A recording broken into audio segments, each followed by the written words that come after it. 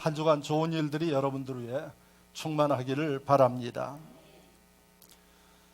두 사람이 경쟁을 합니다. 그러니까 서로 이기기 위해서 경쟁을 하는데 이 경쟁에서 이기기 위해서는 무엇이 필요할까요? 어려운 질문은 아닌데 이 경쟁에서 이기기 위해서는 능력이 필요하죠. 상대방보다 내가 더 능력이 있어야 이 경쟁에서 이길 수가 있는 겁니다. 그래서 우리가 살아가는데 이 능력이 필요한 것입니다.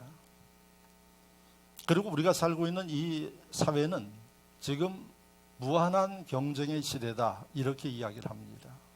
이 얘기는 무슨 얘기인고 하니 보이지 않지만은 이 사회에 우리가 생존하고 더 잘 되기 위해서는 남들보다 더 능력을 갖춰야만이 이 사회에서 생존할 수 있고 또 발전적으로 살아갈 수 있는 겁니다. 그래서 무한 경쟁의 시대에 필요한 것은 한 사람 한 사람 개개인에게 어떤 능력을 가졌느냐 여기에 따라서 그 삶의 모습이 달라집니다. 성공할 수도 있고 실패할 수도 있고 잘 될 수도 있고 안 될 수도 있는 겁니다. 뭐가 필요한고 하니 능력입니다. 그래서 우리가 살고 있는 이 시대, 생존 경쟁의 시대에는 능력을 키우는 게 모든 사람들의 성공의 비결이 되고 힘이 되는 것입니다. 그런데 여러분들의 능력을 여러분들 보십니까? 내 능력이 얼마나 있다고 여러분들 생각하십니까? 그걸 볼 사람은 아무도 없어요. 내가 내 능력을 못 보는데 다른 사람들이 내 안에 어떤 능력이 있는지 어떻게 합니까? 모릅니다. 그래서 필요한 게 뭔고 하니 이러한 자기 능력을 객관적으로 입증할 수 있는 뭔가가 필요해요. 남들과 만나서 자기를 나타내고 자기의 능력을 이야기하기 위해서는 내가 능력이 있습니다 이렇게 이야기한다고 되는 거 아니에요. 뭔가 자기를 드러낼 수 있는 능력을 드러낼 수 있는 것들이 필요해요. 그게 바로 뭔고 하니 스펙입니다. 지금 우리 사회에서 가장 이슈가 되는 게 뭔고 하니 스펙. 그래서 어떤 분은 자기 자녀의 스펙을 위해서 아버지 어머니가 여러 가지 편법을 쓰고 그래서 스펙을 만들어줬어요. 그러면 이 스펙 이라는 용어를 쓰는데 사실 방송에서 그렇게 쓰는데 스펙이 구체적으로 뭐냐 이렇게 물어보면 스펙이 스펙입니다 이렇게밖에는 이야기 못해요. 그런데 스펙이 뭔고 하니 내가 직장에 취직하든지 아니면은 학교에 진학하든지 이럴 때 필요한 자기의 능력을 나타내는 도구가 스펙이에요. 그러니까 여러분들이 직장에 취직하든 자녀들이 학교에 가든 거기에서 이 사람의 능력이 이렇습니다 하고 드러낼 수 있는 그 뭔가 그게 스펙입니다. 그게 뭔고 하니 우리나라 사회에서는 학력이에요. 학력 중에서도 좋은 대학이 스펙의 1위가 됩니다. 그거 보면 이 사람은 공부를 잘했고 똑똑한 사람이구나 이렇게 그 사람의 능력을 인정해 주는 거예요. 그래서 좋은 대학에 가려고 애를 씁니다. 스펙이 이 학력이에요. 그 다음에 두 번째 스펙이 뭔고 하니 점수예요. 똑같은 학교에서 공부를 하지만은 이 사람의 점수, 학점을 보면은 똑똑하고 열심히 한 사람은 학점이 높아지게 돼 있어요. 같은 대학을 다니지만 놀고 공부에 관심이 없는 사람은 학점이 떨어져요. 그래서 두 번째 스펙이 뭔고 하니 학점을 보면 그 사람의 능력을 아는 겁니다.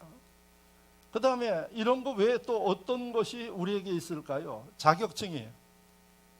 그래서 많은 사람들이 자격증을 따려고 했어요. 지금 국제화 시대된 시대에 어떤 자격증을 따려고 하는 거 아니에요? 영어 인증하는 시험, 토플, 토익과 같은 이런 시험을 봐요. 이건 전 세계의 모든 사람이 보는데 점수화돼서 나와요. 그래서 그 점수에 몇 점 받았다 그러면은 이 사람의 영어 실력을 객관적으로 인정해 주는 거예요. 그래서 이것을 갖다가 필요할 때 그 문서를 내는 거예요. 이것을 만들기 위해서 공부하고 애를 쓰죠. 이게 스펙에 들어가는 거예요. 학력, 학점, 자격증, 또 어떤 게 있을까요? 경력 증명서예요. 그래서 여러분, 우리 사회에서 문제가 됐던 고등학교 2학년생이 모 대학에 가가지고 그 연구원들도 할 수 없는 그 연구에 참여했다 그래가지고 거기서 뭘 써줬는가 하니 이 스펙을 써준 거예요. 이 사람은 인턴으로 여기서 이 과정을 마쳤고 그 중에 뛰어난 역할을 했기 때문에 써줍니다. 이걸 가지고 대학에 첨거해서 들어갔다고 이야기하는 게 지금 이야기입니다. 중요한 게 뭔가 하니 스펙이 필요한 시대에 우리 사회에. 그런데 문제는 뭔가 하니 그 스펙을 편법과 불법으로 얻어서는 안 된다는 겁니다. 정당하게 얻어야 된다는 거죠. 그래서 왜 이런 편법과 불법을 하느냐?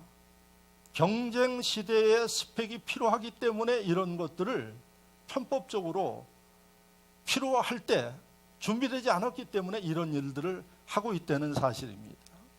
자, 그러면 이런 시대에 사는 하나님의 자녀들은 나는 어떤 스펙을 가지고 내 능력이라고 보일 수 있겠느냐 하는 것을 한번 생각해 보셔야 돼요.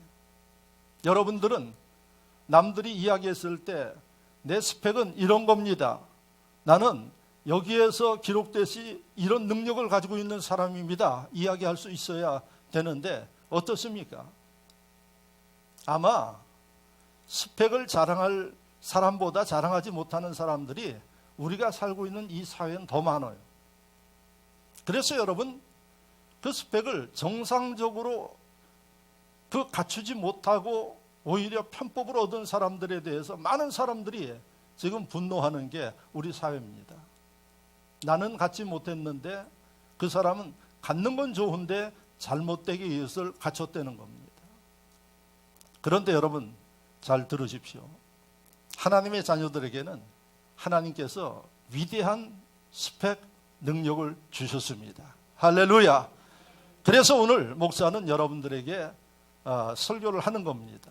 하나님 백성들에게 놀라운 세상에 믿지 않는 사람들이 갖지 못하는 스펙을 우리에게 주셨어요. 능력을 주셨다는 사실입니다. 그게 뭘까요? 그게 오늘 설교의 초점입니다. 그래서 예수 믿는 심령들은 믿지 않는 사람들이 아무리 똑똑해도 갖지 못하는 능력, 그 스펙을 가지고 있다는 사실을 여러분들이 오늘 설교를 통해서 깨닫고 여러분들의 삶과 신앙에 적용하여서 여러분 하나님이 축복하고 하나님이 인정하는 복된 삶을 이룰 수 있기를 축원합니다. 나는 목사님 좋은 대학을 나오지도 못했고 그 다음에 나는 남들처럼 화려한 경력이 없는데 내게 무슨 능력, 스펙이 있다고 이야기를 하나요? 하나님이 말씀하십니다. 여러분 요한복음 16장 33절 말씀에 예수님이 말씀하시기를 우리에게 너희는 환난을 당하나 담대하라. 내가 세상을 이기었노라 이렇게 되어 있어요. 제일 먼저 나오는 게 너희예요. 즉 하나님의 자녀들 너희는 담대하라 그랬어요. 어디에서? 문제가 있어도 담대하라 그래요. 이 얘기는 무슨 말씀입니까? 문제가 있고 여러 가지 일들이 있지만 그 가운데서 걱정하지 말라는 얘기예요. 왜 그렇습니까? 그 뒤에 나오는 말씀이 너희의 주가 되시고 아버지가 되신 하나님께서 예수님께서 세상을 이겼다고 말씀하셔요. 그러니까 이 말씀은 뭔고 하니 내가 세상을 이겼으니 너희도 세상을 이긴다는 얘기예요. 이긴다는 것은 무엇을 이야기할까요? 능력이 있다는 얘기입니다. 남들보다 힘이 있다는 얘기입니다. 할렐루야. 할렐루야. 누가 그렇습니까? 너희는. 이 너희는 오늘 예배하는 여러분들이에요. 하나님 백성들을 이야기합니다. 할렐루야. 그래서 주님이 요한복음 16장 33절에 제일 먼저 지적한 말씀이 너희는 하고 말씀을 하셨어요. 그러니까 이 말씀을 보면 우리에게는 남들이 갖지 못한 능력이 주어지는데 그 능력이 뭔고 하니 세상을 이긴 예수님이 우리에게 그 능력을 주시겠다는 말씀입니다. 할렐루야. 그래서 여러분, 우리는 비록 내가 세상 사람들이 갖지 못한 그런 스펙을 갖지 못해도 그것을 뛰어넘을 수 있는 위대한 예수님의 능력을 가지고 있는 존재인 것을 믿으시기를 축원합니다. 문제는 모르고 살고 있다는 얘기입니다. 또 그중에는 이론상으로는 알기는 아는데 이것을 활용하지 못하는 심령들도 있습니다. 그래서 오늘 이 설교를 통해서 여러분들은 기억해야 할 일이, 남들이 갖지 못한 능력을 예수님이 내게 주셨고 그 능력이 무엇인지를 여러분들에게 제가 설교할 겁니다. 그리고 그것을 여러분들이 자랑하고 활용하고, 그래서 세상 생활과 신앙 생활에 하나님의 분복과 성공하는 분들이 되시기를 축원합니다. 그 말씀이 어디에 있느냐? 오늘 본문에 있어요. 하나님이 여러분들에게 어떤 능력을 주었는가? 본문에 기록되어 있어요. 근데 여러분 어떻게 성경을 읽으면서 로마서 오늘 본문 수없이 읽었을 텐데 발견하지 못했을까요? 그러니까 여러분, 하나님께서 하나님의 종을 통해서 여러분들에게 오늘 이 말씀을 주심을 기억하시길 바랍니다. 여러분들은 복 있는 분들이십니다. 할렐루야. 그러면 오늘 본문의 16절을 보면은 이렇게 기록되어 있습니다. 내가 복음을 부끄러워하지 아니하노니 이 복음은 모든 믿는 자에게 구원을 주시는 하나님의 능력이 됨이라. 할렐루야. 하나님의 능력이 됨이라. 뭐가요? 복음이. 이 말씀을 기록한 사람이 누굽니까? 사도 바울이에요. 사도 바울의 과거의 삶이 이름이 뭐였어요? 사울이었어요. 그가 무슨 일을 했는가? 세상에서 공부할 만큼 했어요. 그래서 네노라는 선생 밑에서 공부를 한 똑똑한 사람이에요. 가문도 있어요. 그 사람의 이름이 사울이었어요. 어떤 일을 했느냐? 예수 믿는 사람들을 핍박했어요. 그래서 잡아다가 죽였어요. 이런 일을 했던 그가 어느 날 예수 그리스도를 만나고 복음을 듣고 나서 그의 삶이 바뀌었습니다. 할렐루야. 그래서 바울로 이름을 바꿨어요. 그 바울이 주님의 복음을 통해서 은혜를 받은 다음에 깨달은 게 뭔고 하니, 자기에게 가장 능력 있는 능력은 뭔고 하니 복음이었다. 할렐루야. 나를 이렇게 바꾼 게 세상의 학문이 아니고 세상의 힘이 아니고 복음, 예수 그리스도의 말씀이 나를 이렇게 바꿨습니다. 그 바울이 오늘 말씀에서 이야기하기를 복음은 모든 믿는 자들에게 능력이 됨이라고 이렇게 선포합니다. 할렐루야. 그래서 제가 서두에 여러분들에게, 하나님께서 이미 여러분들에게 남들이 갖지 못하는 능력을 주셨습니다. 스펙을 가지고 있습니다. 이런 얘기를 한 게 이 말씀을 통해서 이야기하는 겁니다. 믿어지십니까? 문제는 뭐가 문제냐? 아직까지도 이 사실을 모르고 교회를 다니시는 분들이 문제예요. 그 다음에 이 말씀을 알기는 아는데 내 삶에 이 말씀을 적용하지 못해가지고 하나님의 능력과 기적을 체험하지 못하는 심령들이 문제라는 사실입니다. 그래서 오늘 이 말씀을 듣는 여러분들, 이 말씀을 정확하게 깨닫고 기억하고 삶 속에 적용해서 이제부터라도 무한한 경쟁 시대에 사는 여러분들이 하나님의 축복 가운데 앞서 나가고 위에되는 역사를 이룰 수 있기를 주의 이름으로 축원합니다. 축원합니다. 자, 그러면 오늘 이 본문을 좀 16절, 17절 짧은 말씀이지만은 정리해 보면 어떤 의미가 있는가 하니, 하나님이 우리에게 능력을 주시는데 바로 이 능력은 뭔가 하니 복음이다 하는 얘기예요. 복음인데 그러면 이 복음이 바로 능력이 되어질 수 있는 사람은 어떤 사람인가? 16절 처음 시작이 이렇게 됩니다. 내가 복음을 부끄러워하지 아니하노니, 이렇게 돼 있어요. 복음을 부끄러워하지 않는 사람들에게 이 복음은 능력이 된다고 말씀하고 있어요. 복음을 부끄럽지 않게 생각하는 사람은 누굴까요? 자랑스럽게 생각하는 사람이에요. 소중하게 생각하는 사람이에요. 누구를 만나든 이 복음의 기쁨과 감격 때문에 전하고 자랑하고 또 이야기하는 이 심령들에게 복음은 능력이라고 말씀하고 있어요. 한 주간 여러분 어떻게 살았나요? 복음을 열심히 들었나요? 복음인 성경을 열심히 읽었나요? 그 정도로 끝나는 게 아니라 읽고 들은 것을 부끄러워하지 말고 전할 수 있는 심령들에게 바로 하나님은 그 복음으로 인해서 삶에 능력이 나타나고 기적이 나타나게 한다는 말씀이 본문인 것을 기억하시기를 바랍니다. 그래서 오늘 16절 17절에 중요한 이야기는 뭔가 하니 복음이 능력이다. 그런데 이 능력이 내 삶 속에 일어나기 위해서는 뭐가 필요하다? 부끄러워하지 말라는 얘기입니다.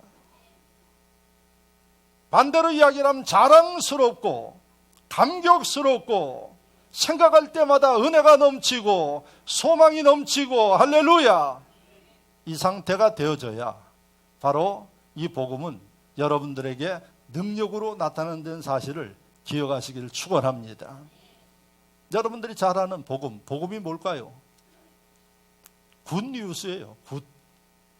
복음을 그냥 영어로 번역을 하면 굿뉴스, 좋은 소식이에요. 좋은 소식. 뭐가 그렇게 좋은 소식일까요? 죄인된 우리를 예수님이 의인 되어서 천국 가게 하기 위해서 이 땅에 오신 거예요.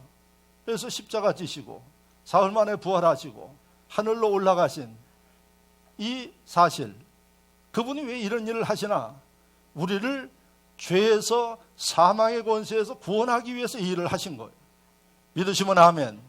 아멘. 믿으십니까? 이 복음, 그래서 이 복음은 굿뉴스예요. 세상에서 가장 기쁜 소식이에요. 왜 그렇습니까? 이것은 돈으로 못 삽니다. 이것은 여러분 학문으로도 못 사요. 좋은 대학에 간다고 얻어지는 거 아닙니다. 힘으로 얻어지는 것도 아니에요. 오직 예수 그리스도만이 이것을 우리에게 주실 수 있어요. 그래서 예수님에 대한 기록, 말씀, 복음은 우리에게 굿뉴스입니다.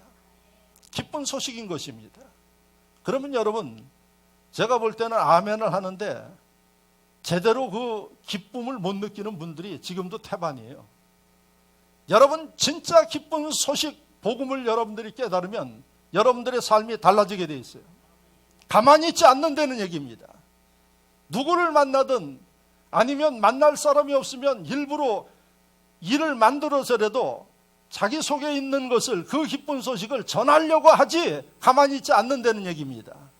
여러분 살아가면서 좋은 일들이 있으면, 특히 자식들 잘 돼서 자식 자랑하고 싶은 사람들 어떻습니까?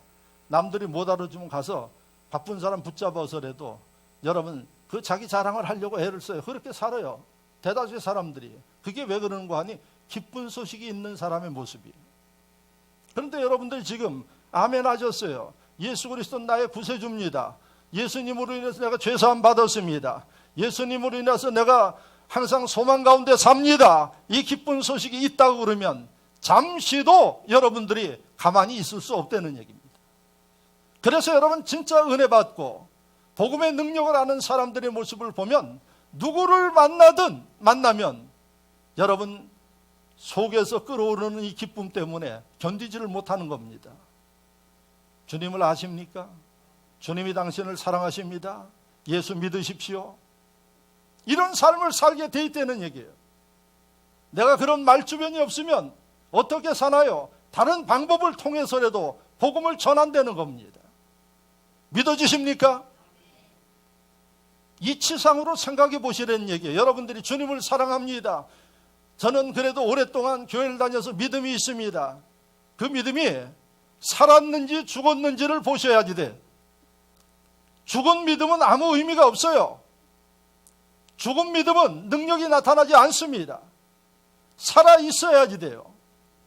살아있는 사람의 특징은 가만히 앉아있지 못해요. 아이들을 보면은 우리 어린이집 아이들, 주일학교 아이들을 보면은 가만히 있지 못해요.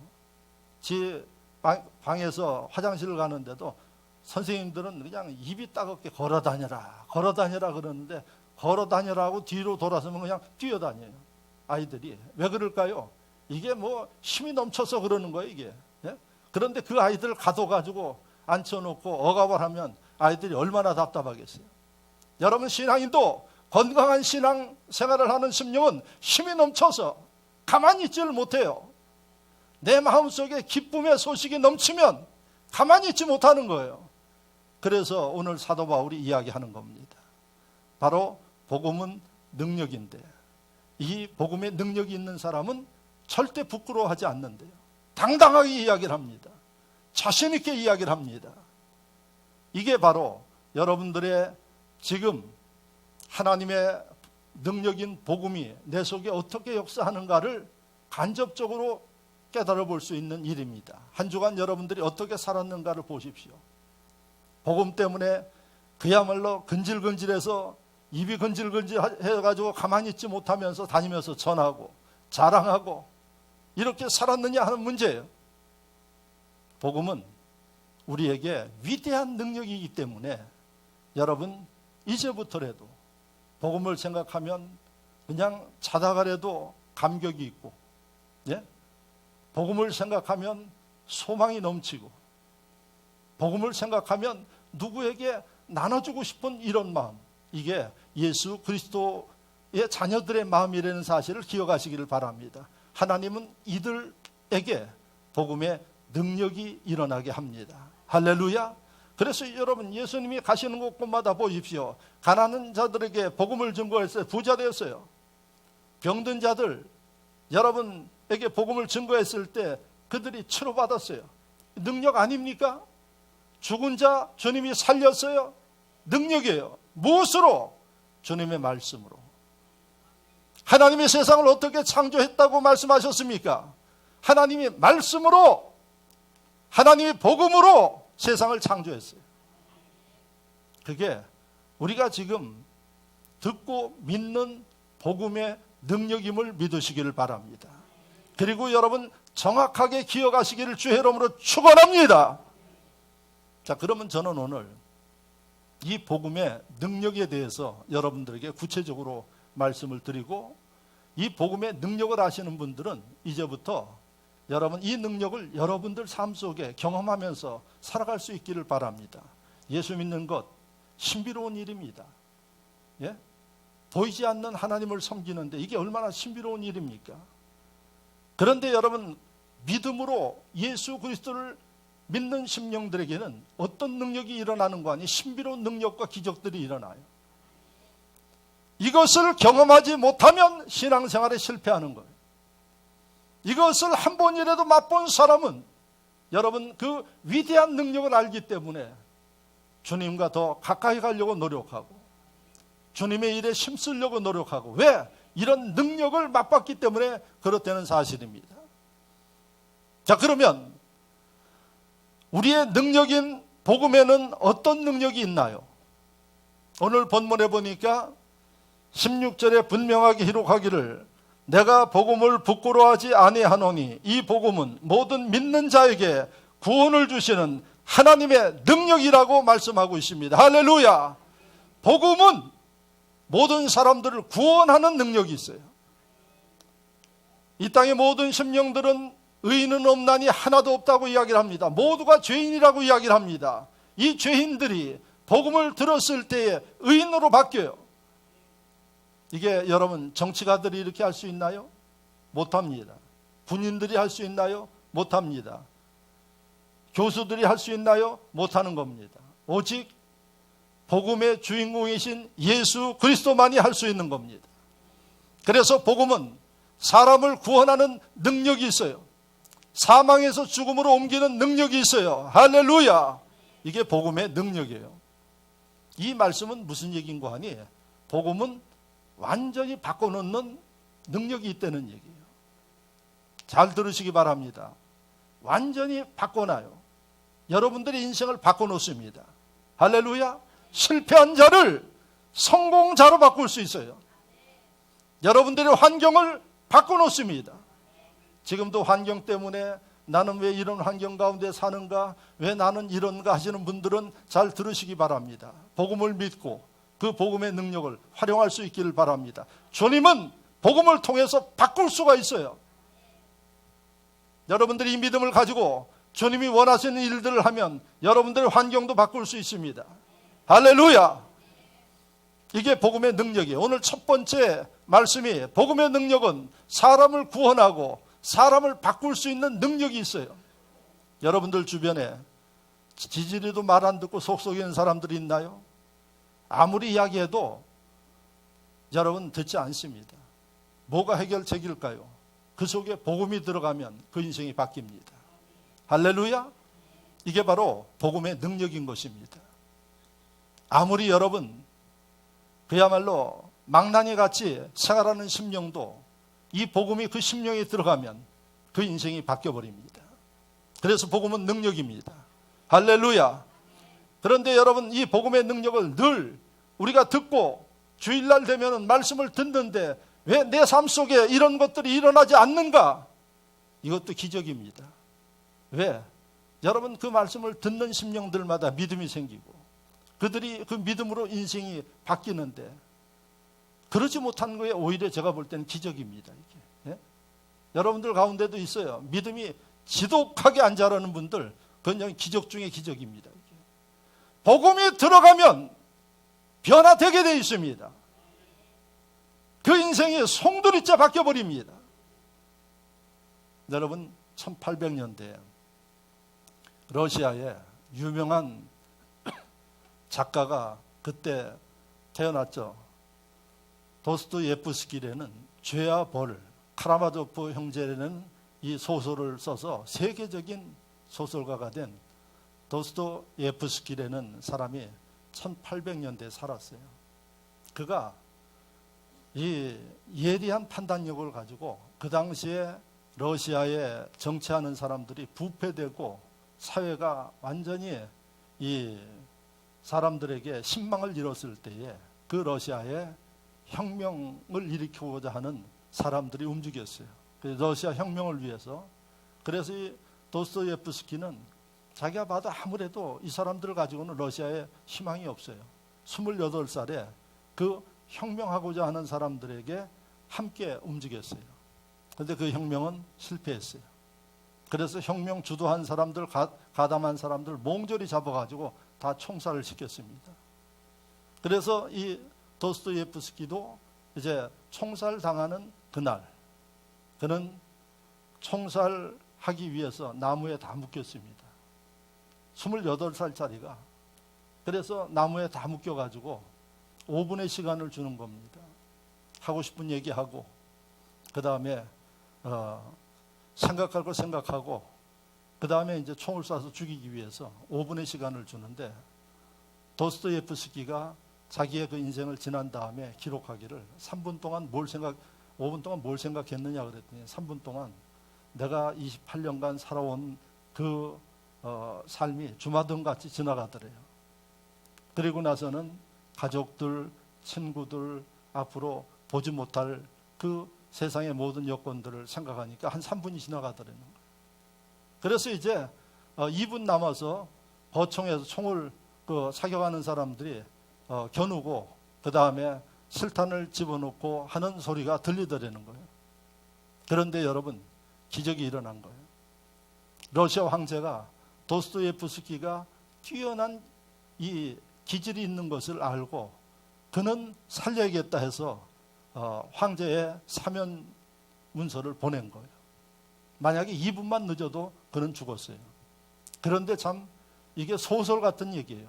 소설 같은 이야기가 실제로 1800년대에 일어난 거예요. 그래서 말을 타고 황제의 사면령을 가지고 와서 2분 되기 전에 도착을 해가지고 도스토예프스키만 살아난 거예요. 그래서 그는 죄인이기 때문에 바로 풀어줄 수는 없어서 4년간 그가 유배 생활을 했어요. 그래서 시베리아 옴스크 감옥에 4년 동안 갇혔어요. 여러분 얼마나 죽음에서 살아났으니 그 인생이 여러분 기쁨이 넘쳤겠어요. 감옥에 있지만은 너무나도 감격하면서 살고 있었어요. 그런데 어느 날 그 감옥을 다니면서 복음을 증거하는 한 여인이 있었습니다. 그 여인의 이름이 나탈리아 본부예지나라는 이 여인이 매일 감옥 지나가면서 죄수들을 위해서 기도해주고 이렇게 지나가요. 그런데 이 도스토예프스키는 책을 좋아하는 거예요. 그래서 그에게는 뭐를 줬는가 하니 신약 성경을 그에게 줬어요.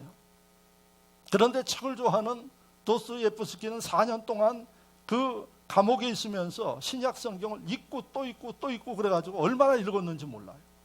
그리고 어느 정도인가 하니 자기 베개 밑에 성경을 두고 자다가 깨면 읽고 이렇게 읽었다 그래요.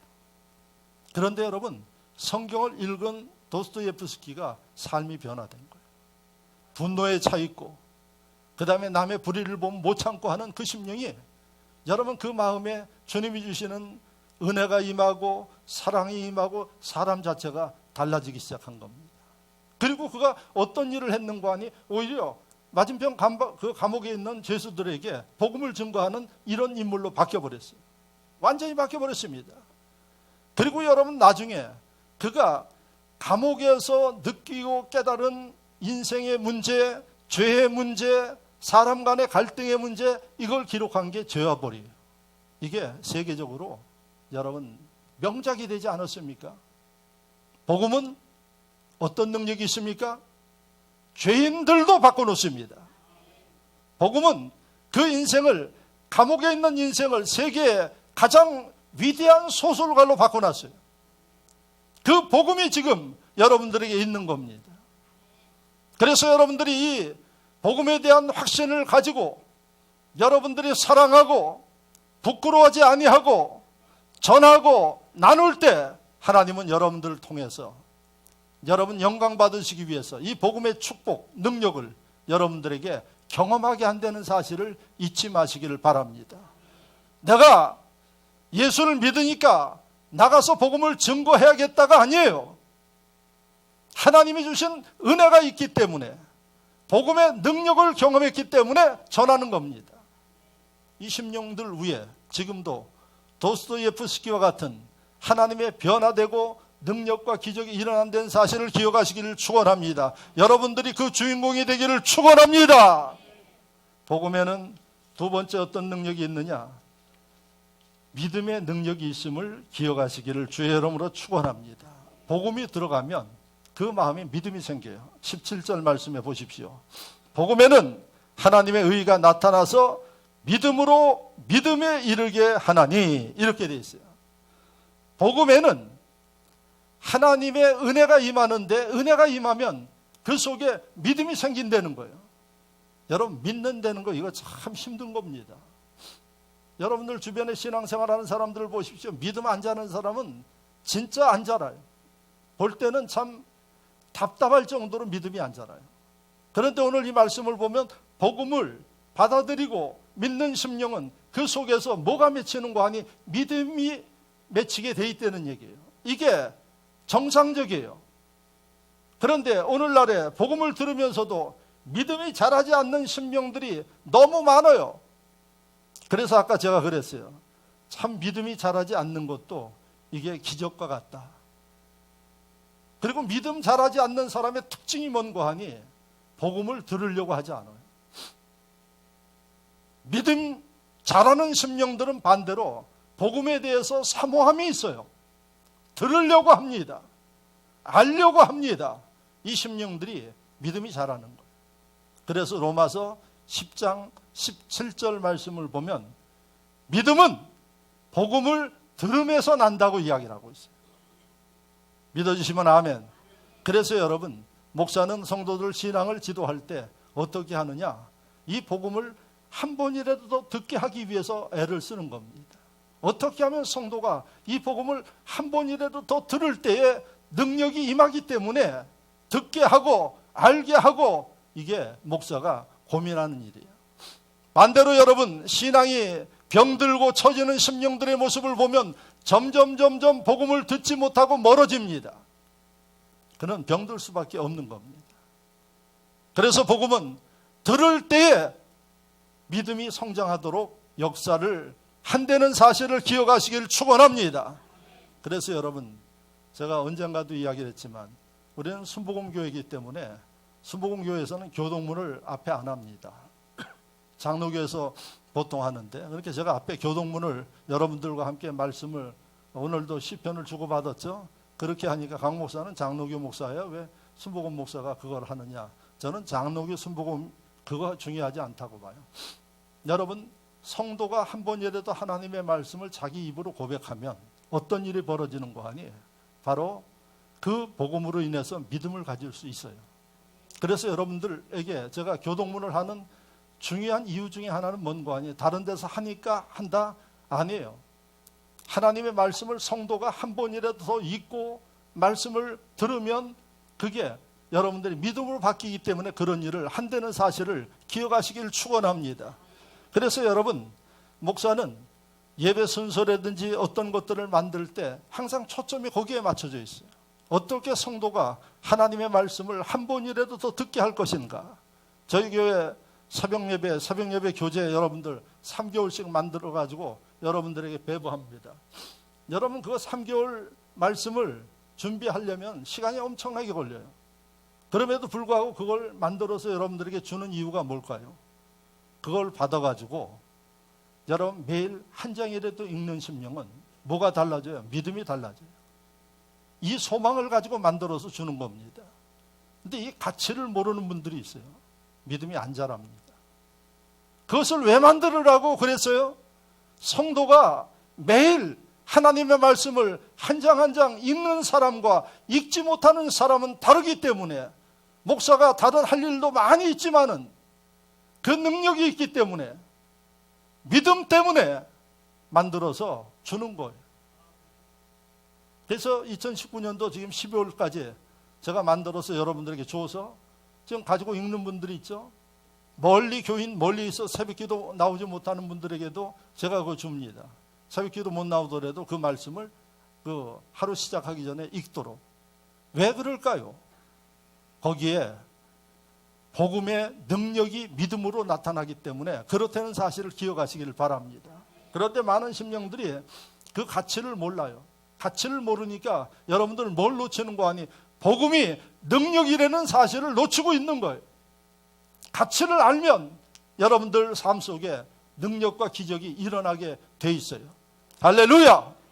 그래서 복음은 여러분들의 믿음을 키우는 능력이라는 사실을 기억하시고, 바로 이 복음을 들을 때에 이런 능력이 나타난다는 사실을 잊지 마시기를 축원합니다.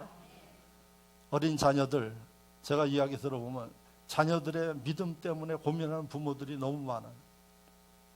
그래서 이야기 들어보면 거의 전쟁을 치르듯이 한대요. 교회를 가려고 그러면 교회를 안 가려고 그런대요. 머리가 점점 커질수록 말을 안 듣는데요. 그러니 그 부모가 얼마나 속이 뒤집어지겠어요. 주워 박아서라도 데리고 오고 싶은 생각이 나는데, 그랬다가는 더 반발하니까 속이 터져. 날마다 잔소리해요. 잔소리한다고 되면 잔소리 몇 번이라도 하십시오. 잔소리 가지고 해결된 문제가 아니에요. 어떻게 해결될까요? 오늘 말씀에 해답이 있잖아요. 복음이 그 속에 들어가면 여러분 뒤집어집니다. 예? 가만히 놔도 뒤집어지게 돼 있어요. 그럼 잔소리하지 마시고 어떻게 그 심령에게 복음이 들어가게 할 것인가를 가지고 여러분들이 하나님 지혜를 주십시오. 하나님이 지혜를 줍니다. 왜? 그 심령을 창조하신 분이 하나님이에요. 하나님이 지혜를 주시면 그 지혜를 가지고 활용하는 거예요. 그리고 어떻게 합니까? 잔소리하지 말고 축복하십시오. 믿어주시면 아멘. 아멘. 특별히 자녀의 신앙 문제를 가지고 계신 분들 잘 들으시기 바랍니다. 여러분들이 잔소리로 해결이 안 돼요. 여러분 그 심령에 이 복음이 들려져서 들어가야지 돼요. 그래서 그것은 방법은 다양해요. 그러니까 아까 도스토예프스키, 이 사람은 뛰어난 이성을 가지고 있어요. 웬만한 사람이 말빨로 못 따라가요. 그러니까 나탈리아라는 이 여인이 어떻게 했나요? 가서 그 앞에서 이야기하면 말빨을 못 따라가요. 그러니까 신약 성경을 사서 준 거예요. 자기 돈으로 사서 줬어요. 그랬더니 기적이 일어났어요. 잔소리보다 나은 거예요. 그래서 여러분 어떻게 해서든 하나님의 말씀을 읽게 하라는 얘기예요. 그랬더니 여러분은 목사님 그러지 말고 좀 제가 우둔하니까 구체적으로 좀 이야기 좀 해주십시오. 그래서 제가 여러분들에게 이야기한 게 뭔고 하니, 여러분들 집에 벽이고 화장실에 변기에 앉으면 눈에 보이는 게 그쪽에다도 붙여놓고, 이게 누가 사용하는 공간이 이스라엘 백성들이 사용하는 방법이에요. 집에 들어갈 때도 메주살에는 하나님의 말씀이 있어요. 그래서 이스라엘 백성들은 그걸 만지고 들어가고 나갑니다. 우리나라는 현관에 뭐가 있어요? 암흑에 아버지 이름 문패가 있어요. 요즘엔 잘 안 달지만은. 그러더니 그게 발전해가지고 아버지 어머니 공동명의라고 또 그걸 붙여놓고 있어요. 이스라엘 백성들은 여기도 하나님 말씀, 저기도 하나님 말씀, 자녀들이 눈만 돌리면 하나님의 말씀을 볼 수밖에 없게 돼 있어요. 그러니까 심지어 여러분 큰일을 보면서도 앉아있으면 하나님 말씀 보게 된다는 얘기예요. 하나님이 주시는 지혜 가운데 여러분 이 말씀을 활용하면 기적이 일어납니다. 믿음이 생깁니다. 할렐루야! 이런 지혜로운 심령이 되기를 축원합니다. 마지막으로 복음에는 어떤 능력이 있느냐 잘 들으시기 바랍니다. 복음은 축복의 능력이 있어요. 축복받기를 소원하시는 분들, 복음을 좀 잘 듣고 열심히 읽으면서 복음이 이야기하는 대로 행해 보십시오. 여러분들의 삶에 축복의 역사가 일어납니다. 여러분 성경 말씀 곳곳을 보면은 다 하나님이 우리를 사랑한다, 우리를 축복하기 위해서 기록한 말씀이에요. 그랬더니 어느 분이 그래요. 목사님, 요한계시록을 보니까 다 심판받는 데는 말씀이 있는데 그 어떻게 그런 말씀입니까? 맞아요. 심판받는 데는 말씀이 있어요. 그런데 하나님이 오직 하면 심판하시겠다고 그러겠어요. 축복하니까 말씀대로 살으라고 하는데도 안 들어요. 하나님 뜻대로 따라오질 않아요. 그러니까 하나님 마지막에는 심판하시는 거예요. 성경은 축복의 말씀이고 생명의 말씀이에요. 그래서 여러분 이 복음을 듣는 사람들은 하나님의 분복을 받을 수밖에 없게 되어 있는 것입니다. 그래서 여러분 미국에 백화점의 왕이라는 워너메이커라는 사람이 있어요. 그는 미국 백화점의 시조가 되었고 가장 백화점을 많이 세계에 가지고 있는 부자예요. 그런데 그는 그가 결정해서 판단하는 것마다 실패하는 게 없어요. 돈이 되어지고. 그래서 이 짧은 시간 안에 백화점 전체의 왕이 된 워너메이커예요. 그래서 어느 날 이 워너메이커에게 이야기를 했습니다. 기자가 질문했어요. 어떻게 당신은 이 백화점 사업을 하게 됐습니까? 했더니 그가 이야기하는 게 뭔가 하니 나는 백화점의 사업의 아이디어를 하나님이 내게 주셨습니다. 그래서 내가 성경을 읽을 때에 이 백화점을 해야겠다 하는 그 감동을 하나님이 내게 주셨습니다. 이게 복음의 능력이에요. 그리고 그걸 믿고 다른 사람들이 믿거나 말거나 그걸 믿고 그대로 했더니 되더라는 겁니다. 그 당시만 해도 미국도 다 소매상이에요. 조그만 소매상만 있는데 하나님이 지혜를 주셔서 큰 걸 만들어가지고 하라 그래서 그때 처음 시작을 했는데 히트를 쳤어요. 우리나라도 슈퍼마켓이 있을 때 여러분 이마트가 생기고 여러 큰 대형마트가 생기니까 어떻습니까? 아주 열풍을 불듯이 이렇게 일어난 겁니다. 그래서 하나님이 주시는 지혜 가운데 이 백화점 사업에 성공했어요.